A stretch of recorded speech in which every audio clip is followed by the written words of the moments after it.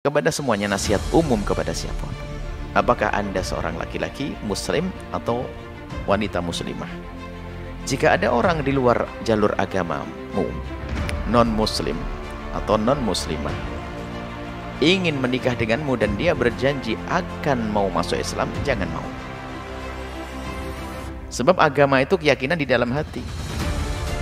Kalau yakin hari ini, nanti juga yakin. Kalau tidak ada hari ini yakin, nanti nggak ada. Dia gini, kalau memang sudah yakin Islam benar, kenapa tidak bersahadat hari ini? Kenapa harus nunggu nanti? Ini menunjukkan kebohongan orang di dalam hatinya. Kalau dia itu nanti, kalau mau nikah, saya akan mau masuk Islam. Berarti nikahnya hanya, masuk Islamnya hanya ingin menikah saja, saat ingin menikah. Maka jangan dituruti, jangan mau.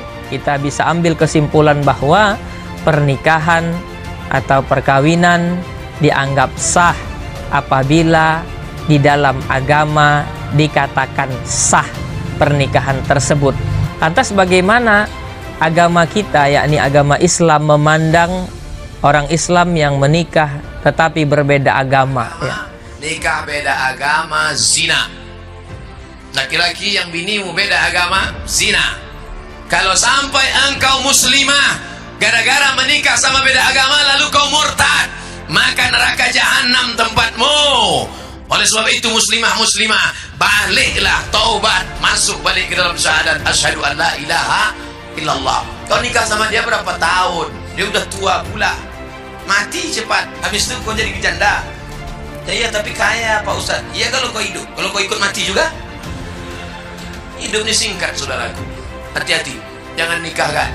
Jaga anak perempuan kita dari program kristenisasi. Anak-anak lajang yang ganteng-ganteng mulai menikahi dia. Nanti setelah anak dua ditinggalkan, perempuan kita takut karena tak mandiri. Jangan ceraikan bang, jangan bang. Kalau kau mau ikut aku, maka kau mesti ikut murtad. Akhirnya anak murtad, menantu murtad, cucu murtad, 5 sekali murtad.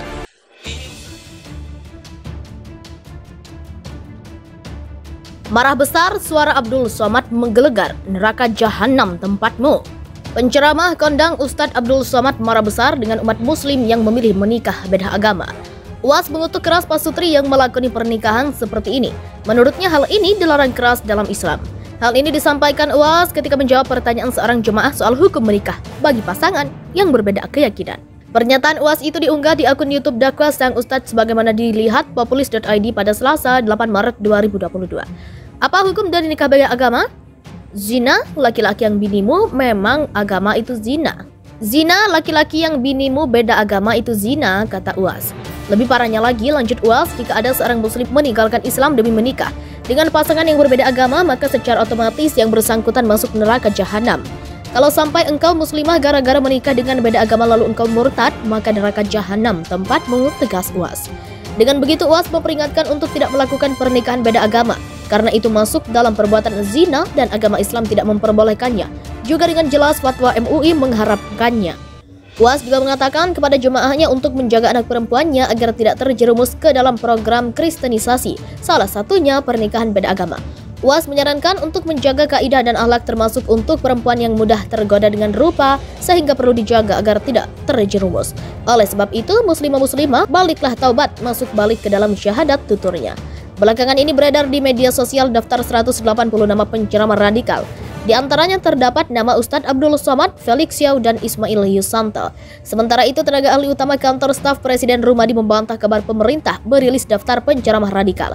Ia mengaku tidak tahu dari mana sumber kabar tersebut.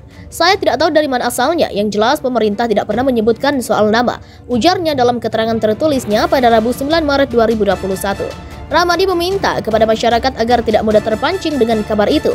Ia menyebut Presiden Joko Widodo beberapa waktu lalu hanya mengungkap fenomena penceramah radikal. Sebelumnya Presiden Joko Widodo mengingatkan anggota TNI Polri beserta keluarganya agar tidak asal memanggil penceramah. Ia meminta undangan penceramah harus dikoordinasi oleh kesatuan masing-masing. Ini bukan hanya bapak-bapak atau ibu-ibu yang bekerja, tetapi yang di rumah juga sama. Hati-hati, ibu-ibu kita juga sama.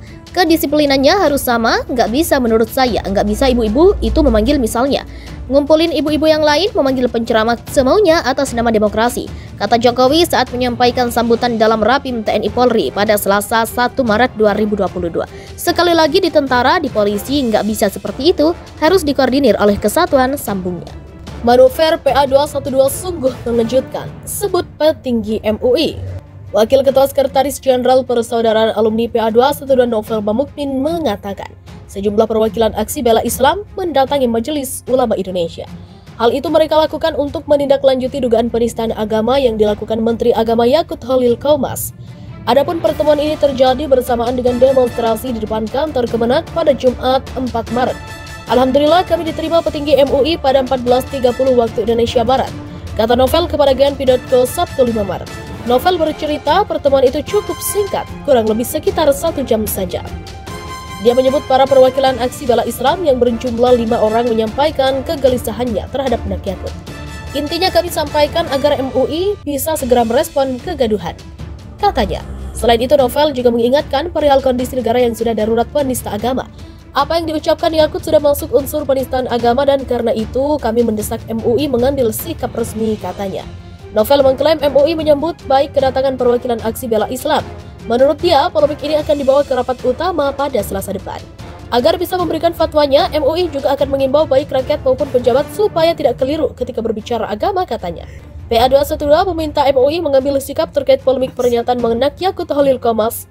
MUI menyampaikan sudah menerima silaturahmi PA212 terkait hal tersebut. MUI telah menerima silaturahim beberapa tamu yang meminta fatwa beberapa masalah sosial keagamaan yang muncul di tengah masyarakat. Sudah diterima oleh tim kesekjenan MUI, kata Sekretaris Fatwa MUI Asrarun Niam Soleh saat dihubungi Sabtu 5 Maret 2022. Asrarun menyampaikan inti persoalan sudah disampaikan kepada MUI. Saat ini, kata Asrarun, MUI sedang membahas dan mendiskusikannya lebih lanjut. Inti masalah yang disampaikan sudah disampaikan ke kami. Kami akan membahas dan diskusikan. MUI sudah memiliki mekanisme pembahasan fatwa dengan pedoman yang sudah baku, ujarnya. Lebih lanjut, Asrarun menyampaikan pejabat publik harus berorientasi pada kemaslahatan orang banyak dalam membuat kebijakan. Untuk itu, dia berharap segala kebijakan yang sudah ditetapkan bisa dikomunikasikan dengan baik kepada publik. Pejabat publik punya tanggung jawab untuk mewujudkan kemaslahatan publik. Kebijakannya harus berorientasi pada kemaslahatan dan dikomunikasikan secara baik kepada publik, ucapnya. Di sisi lain, menurut Asrarun, publik juga harus memahami kebijakan yang dikeluarkan oleh pejabat publik secara utuh. Sementara publik juga harus memahami utuh maksud dan tujuan kebijakan yang diambil oleh ulil amri, imbuhnya.